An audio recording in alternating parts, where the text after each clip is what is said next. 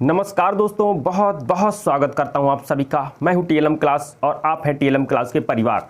दोस्तों, आपके लिए लेके आए हम लर्निंग टेस्ट सीरीज अधिगम श्रृंखला और इसमें हम आपको डिलीवर करेंगे जो महत्वपूर्ण क्वेश्चन है सीटेट परीक्षा की दृष्टि से, उनकी हम बात करेंगे।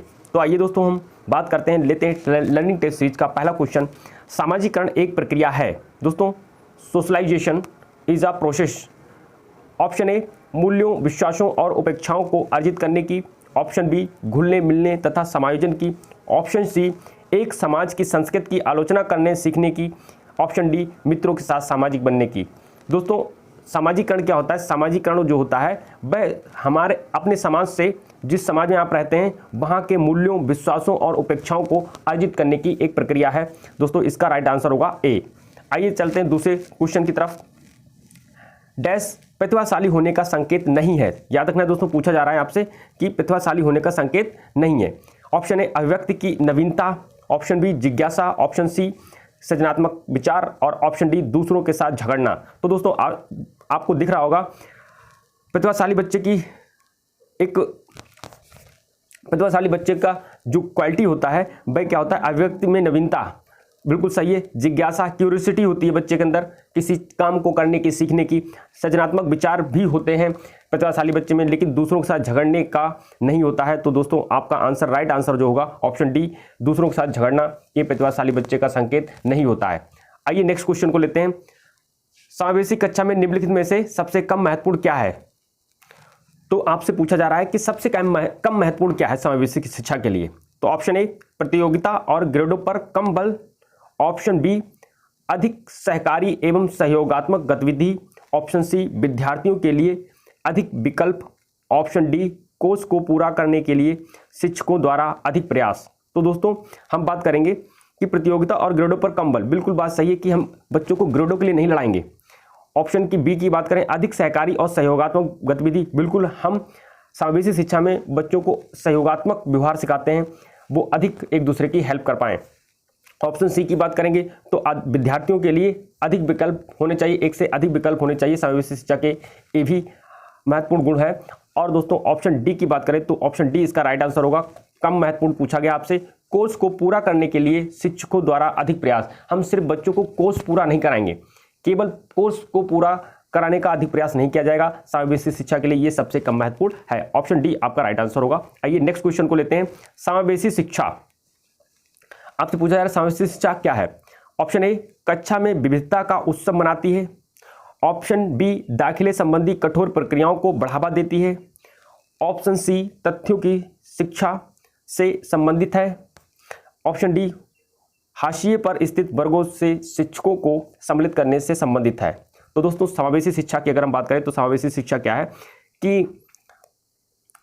एक ही छत के नीचे भिन्न भिन्न स्टूडेंट्स आकर के शिक्षा ग्रहण करना, वही क्या कहलाती है? आपकी समावेशी शिक्षा कहलाती है। भिन्न भिन्न स्टूडेंट्सों से मतलब है कुछ दृष्टिबाधित बच्चे हो सकते हैं, उसमें सामाजिक वंचित बाधित बच्चे हो सकते हैं, अस्थि बाधित बच्चे हो सकते हैं, ऐसे भिन्न भिन्न बच्चे हो सकते हैं, और उनको सामान्य बच्चों के साथ शिक्षा देना ही दोस्तों क्या कहलाती है? समावेशी शिक्षा कहलाती है। और समावेशी शिक्षा क्या करती है?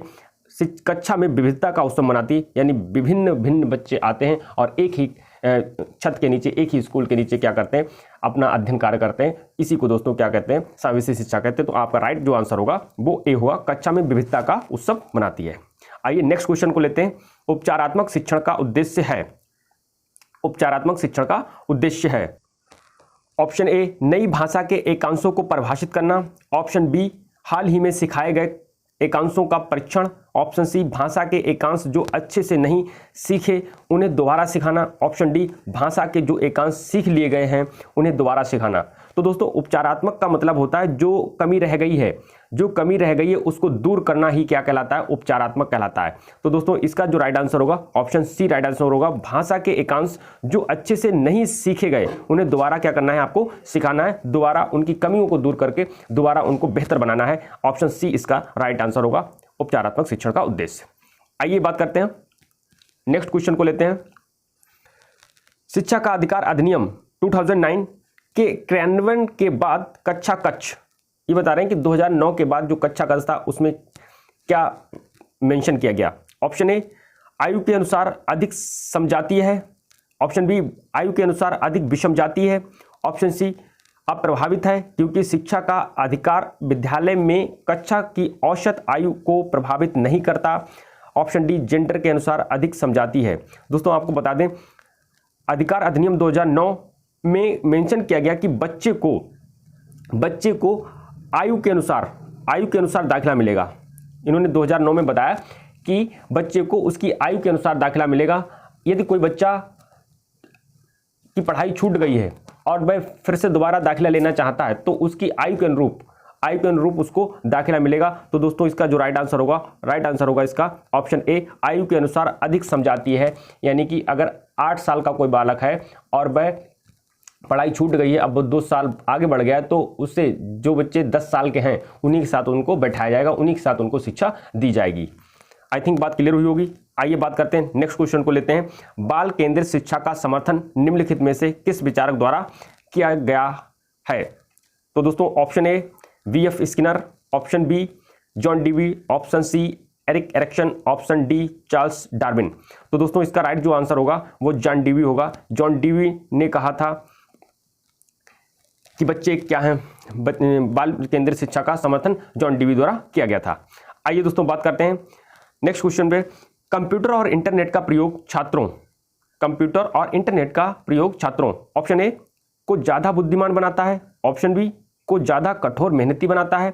ऑप्शन सी, को ज्यादा विश्लेषण परक और व्यवस्थित बनाता है। ऑप्शन डी, को सूचना और ज्ञान का आधार बढ़ाने में मदद करता है। आपको सुटेबल आंसर देना है दोस्तों। तो इसका जो राइट आंसर होगा ऑप्शन सी, को ज्यादा विश्लेषण परक और व्यवस्थित बनाता है। कंप्यूटर और इंटरनेट का ज्ञान बच्चों को ज्यादा विश्लेषण परक और व्यवस्थित बनाता है, इसका राइट आंसर होगा। आइए बात करते हैं नेक्स्ट क्वेश्चन पे। कौन सी तकनीक शैक्षिक अनुसंधान में अधिकांश उपयोग में लाई जाती है? शैक्षिक अनुसंधान की बात कर रहे हैं, यानी कि शैक्षिक खोज में कौन सी तकनीक सबसे ज्यादा लाई जाती है? दोस्तों ऑप्शन ए, प्रश्नावली। ऑप्शन बी, साक्षात्कार विधि। ऑप्शन सी, निरीक्षण विधि। और ऑप्शन डी, समाज विधि। इसका जो राइट आंसर होगा दोस्तों वो होगा ऑप्शन सी, निरीक्षण विधि। शैक्षिक तकनीक के लिए जरूरी है कि निरीक्षण किया जाना चाहिए। निरीक्षण ही सबसे ज्यादा महत्वपूर्ण उपयोग में लाई जाती है एक शैक्षिक अनुसंधान के लिए। आइए बात करेंगे नेक्स्ट क्वेश्चन को लेते हैं। थोड़ा सा दोस्तों इसको बड़ा करना चाहेंगे।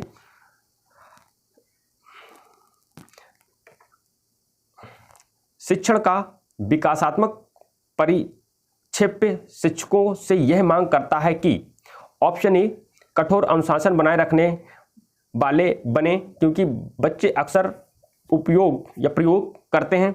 ऑप्शन बी, विकासात्मक कारकों के ज्ञान के अनुसार अनुदेशन युक्तियों का अनुकूलन करें। ऑप्शन सी, विभिन्न विकासात्मक अवस्था वाले बच्चों के साथ समान रूप से व्यवहार करें। ऑप्शन डी, इस प्रकार का अधिगम उपलब्ध कराएं जिसका परिणाम केवल संज्ञानात्मक कह रहा है दोस्तों, क्षेत्र के विकास में हो। तो आपको राइट आंसर दोस्तों बताना है। तो इसका राइट जो आंसर होगा दोस्तों वो होगा ऑप्शन बी, विकासात्मक कारकों के ज्ञान को अनुसार अनुदेशन युक्तियों का प्रयोग अनुकूलन करें। अनुदेशन करें इसके विकासात्मक, यानी बच्चे का क्या हो, विकास हो किसी तरीके से। तो इसका राइट आंसर होगा बी।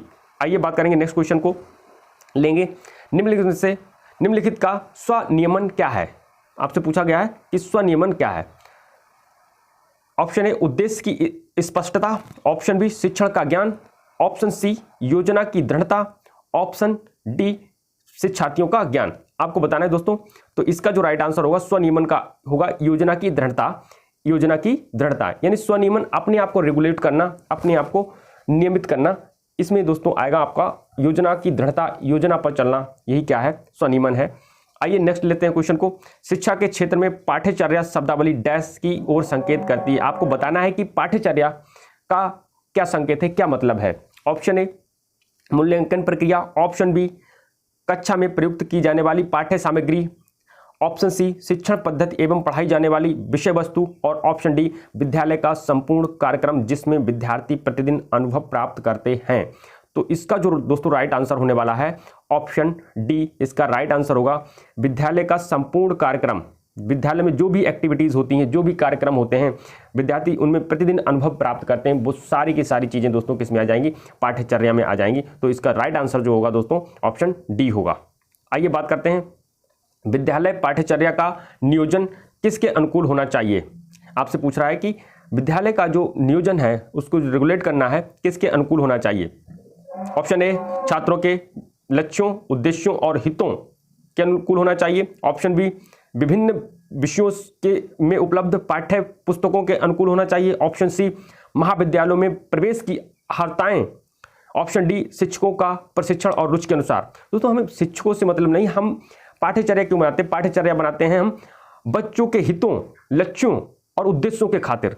तो ऑप्शन इसका राइट आंसर होगा ए, विद्यालय का जो पाठ्यचर्या नियोजन है वो छात्रों के लक्ष्यों और हितों और उद्देश्यों के खातिर होना चाहिए। ऑप्शन ए इसका राइट आंसर होगा। आइए नेक्स्ट क्वेश्चन पर चलते हैं। एक शिक्षक शिक्षार्थियों को सामूहिक क्रियाओं, सामूहिक परिचर्चा, सामूहिक प्रोजेक्ट आदि से सम्मिलित करता है, यह सीखने के आयाम को दर्शाता है। दोस्तों आपसे कह रहा है कि सामूहिक क्रियाएं, सामूहिक क्रियाओं, सामूहिक परिचर्चा, सामूहिक प्रोजेक्ट, समूह में कार्य कराता है यानी कि, तो यह सीखने का आयाम दर्शाता है। कौन सा सीखने का आयाम है? मनोरंजन के साथ, मनोरंजन के माध्यम से सीखना। ऑप्शन बी, भाषा निर्देशित शिक्षण। ऑप्शन सी, प्रतियोगिता आधारित शिक्षा। ऑप्शन डी, एक सामाजिक गतिविधि के रूप में सीखना। तो दोस्तों इसका जो राइट आंसर होने वाला है वो ऑप्शन डी होगा, क्योंकि सामाजिक गतिविधि के रूप में सीखना, हम समूह में जब जाते हैं तो हम एक सामाजिक गतिविधि का पालन करते हैं, समाज की तरह हम आगे बढ़ते हैं, एक दूसरे को सहयोग करके आगे बढ़ाते हैं। तो इसका जो राइट आंसर होगा दोस्तों ऑप्शन डी होगा। आइए बात करते हैं, नेक्स्ट क्वेश्चन को लेते हैं। किशोर डैश का अनुभव करते हैं, किशोर डैश का अनुभव करते हैं, आपको बताना है। ऑप्शन ए, जीवन के बारे में परितृप्ति के भाव। ऑप्शन बी, दुश्चिंता और स्वयं से सरोकार। ऑप्शन सी, बचपन में किए गए अपराधों के प्रति डर के भाव। ऑप्शन डी, आत्मसिद्धि के भाव। तो इसका जो दोस्तों राइट आंसर होगा वो ऑप्शन बी होगा।